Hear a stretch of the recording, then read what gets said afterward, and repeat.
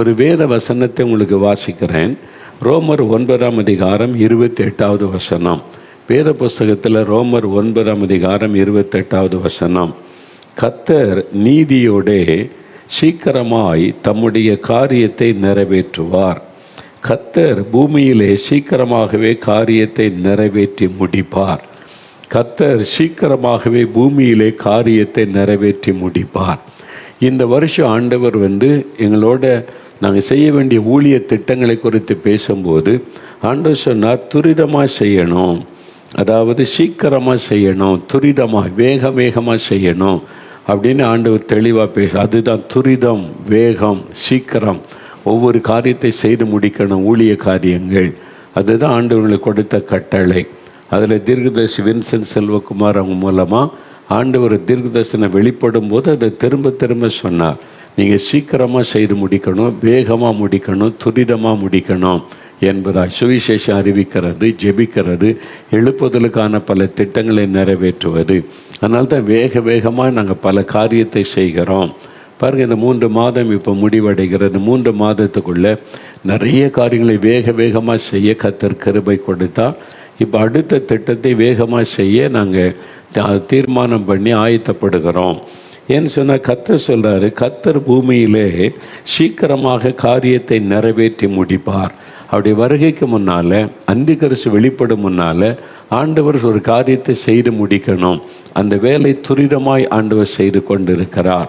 உலகம் முழுவதும் நடக்கிற சம்பவங்களை பார்க்கும்போது ஆண்டவர் துரிதப்பட்டு செயல்படுவதை நீங்கள் உணர்ந்து கொள்ள முடியும். நாமும் அப்படி துரிதமாக செயல்பட நம்ம அர்ப்பணித்து கொள்ளணும். மாதிரி ஜெபிக்கிற மக்கள் எழும்பினவங்க இந்த சுவிசேஷத்தை தீவிரமாக அறிவிக்கணும். இந்த செய்தி மக்களுக்கு சொல்லப்படணும். மரித்தோம் உயிரோடு இருக்கிற ஒரே ஒரு ஆண்டவர் இயேசு கிறிஸ்து தான். மரித்தோம் இன்றைக்கும் உயிரோடு இருக்கிற ஒரே ஒருவர் இயேசு தான். அதுதான் நற்செய்தி. நிறைய பேர் மதம் மாற்றுறாங்க. மதம் மாற்றுவது எங்கள் வேலை கிடையாது. மதம் மாற்றுகள் பைபிளில் சொல்லப்படவும் இல்லை.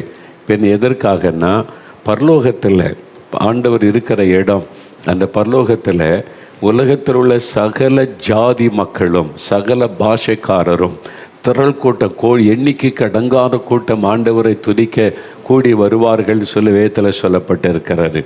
இயேசுடைய விருப்பம் எல்லா இன மக்களும் பரலோகத்துக்கு வரணும், நரகத்தின் அக்கினியில் தப்பிக்கப்படணும். அதுக்கு தான் சுவிசேஷம். உங்களை மதம் மாற்றுவது நோக்கம் இல்லை. நரகத்திலிருந்து நீங்கள் தப்பித்து கொள்ளணும் ஒரே வழி இயேசு தான்.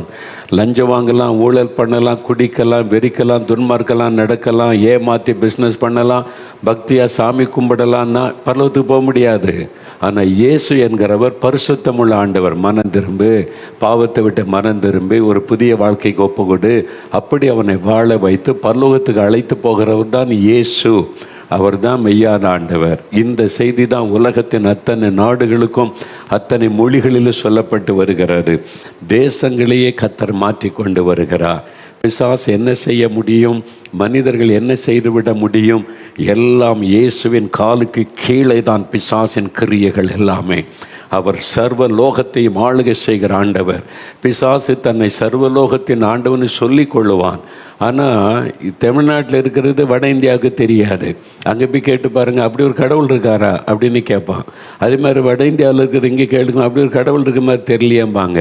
ஆனால் இயேசுன்னா ஆப்பிரிக்காவுக்கு போனால், அமெரிக்காவுக்கு போனால், இங்கிலாந்துக்கு போனால், வளைகுடா நாடுக்கு போனால், உலகத்தின் எந்த மூலைக்கும் போங்க, இயேசு கிறிஸ்து என்ற நாமம் ஒலிக்கும். என்னால் அவர் ஒருவர் தான் சர்வலோகத்தின் ஆண்டவர். பிசாசு ஏமாற்றி கொண்டு தன்னை எப்படி காண்பித்து கொண்டிருக்கிறான். அப்படி ஒன்று கிடையாது. ஆனால் இயேசு கிறிஸ்து தான் மனிதர்களை ரட்சிக்கவும் ஆசீர்வதிக்கவும் இந்த உலகத்தில் தன்னை பலியாய் கொடுத்து மரணத்தை ஜெயித்து உயிர்த்தெழுந்த ஆண்டவர். அவரை ஒருவரும் தடுத்து நிறுத்திவிட முடியாது. அவர் சொல்லுகிறபடி தான், அவர் வேதத்தில் எழுதி கொடுத்திருக்கிறபடி தான் இன்றைக்கு உலகத்தின் சம்பவங்கள் நடந்து கொண்டிருக்கிறது. ரஷ்யா அறிவிக்கிற உலக யுத்தம், இஸ்ரேல் நடக்கிற யுத்தம், இப்போ உலகம் முழுதும் ஐரோப்பா நாடுகளே மாற்றம் எல்லாத்தில் இருக்கிற பைபிளில்.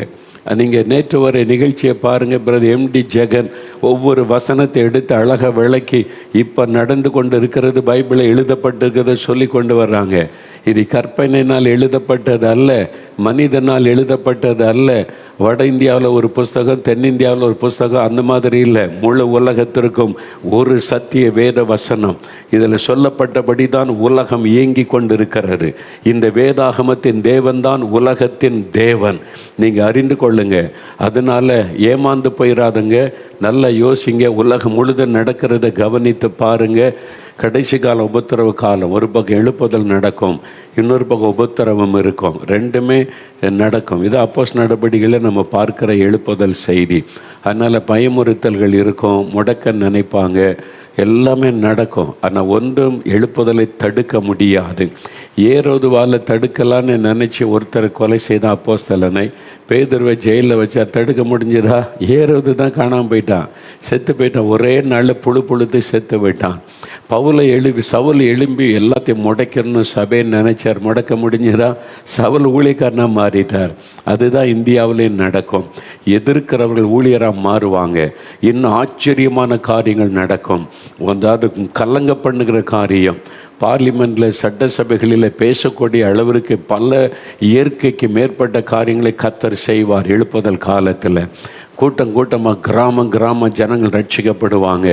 இயேசு தன்னை வெளிப்படுத்துவார். இயேசு தான் ஆண்டவர் என்று அறிந்து கொள்ளுவாங்க. நம்ம அதுக்காக ஜெபிக்கணும். எல்லாம் வலதுகரம் வைத்துங்க. வலதுகரம் வைத்து இந்தியா தேசம் எழுப்புதலுக்காய் தெரிந்து கொண்ட தேசம். ஆண்டவர் இந்த தேசத்தில் ஆங்காங்கே எழுப்புதல் அக்னியை போட ஆரம்பித்து விட்டதற்காய் ஸ்தோத்திரம். நாகாலாந்திலே மறுபடியும் ஒரு எழுப்புதல் உண்டாகட்டும். எழுப்புதல் அக்னி பரவட்டும். அதற்காக ஜெபிக்கிறோம். கேரளாவிலே தோமா வந்து ஆலயங்களை கட்டின ஆண்டவரை கேரளாவில் ஆவியானவர் ஊற்றப்படட்டும். சபைகள் வளர்ந்து பெருகட்டும். மந்திரவாத கிரியைகள், பெல்லிசுனி கிரியைகள் அழிக்கப்படட்டும். கேரளாவில் மாபெரும் எழுப்புதல், ஆவிக்குரிய மாற்றம் உண்டாகட்டும் என்று நாங்கள் இயேசுவின் நாமத்தில் ஜெபிக்கிறோம். ஆண்டவரை ஆந்திராவில் ஒரு பெரிய மாற்றம், தெலுங்கானாவில், ஆந்திராவில் நீர் கிரியை செய்து கொண்டு இருக்கிறீர். திரள் கோட்ட மக்கள் ரட்சிக்கப்படுகிறார்கள், மனம் திரும்புகிறார்கள், சபைகள் வளருகிறது. அது பெருகட்டும் என்று ஜெபிக்கிறோம். இன்னும் ஆவியானவர் ஆந்திராவில், தெலுங்கானாவில் பலமாய் ஊற்றப்படட்டும். சுவிசேஷத்துக்கு விரோதமாய் எழும்புகிற வல்லமைகள் முடக்கப்படட்டும். இயேசு கிறிஸ்துவின் நாமத்தில் சுவிசேஷத்துக்கு விரோதமாய் எழும்பி செயல்படுகிற அமைப்புகள், தலைவர்கள், மத வெறியை தூண்டுகிறவர்கள் ஆண்டவரே இயேசு கிறிஸ்துவின் நாமத்தில் முடக்கப்பட்டு போகட்டும். ஆவியானவர் ஊற்றப்படட்டும். பலத்த அற்புத அடையாளங்கள் நடக்கட்டும். சுவிசேஷத்தை அறிவிக்கிற இந்த ஆட்டோ டிரைவர்மார்களுக்காக ஸ்தோத்திரம். அந்த சகோதரிக்காக, சகோதரனுக்காக ஸ்தோத்திரம். ஆயிரக்கணக்காய் எழுப்புங்க ஆண்டவரே. இப்படி சுவிசேஷத்தை அறிவிக்கிற ஆயிரங்களை எழுப்புங்க, லட்சங்களை எழுப்புங்க. இயேசுவின் நாமத்தில் வாலிபர்கள் எழும்பட்டும். ஒவ்வொருவரும் எழும்பி சுவிசேஷத்தை அறிவிக்கட்டும். ஆவியானவர் அப்படி செய்கிற அன்பிற்காக உமக்கு ஸ்தோத்திரம். இயேசு கிறிஸ்துவின் நாமத்தில் ஜெபிக்கிறோம் பிதாவே. ஆமேன்.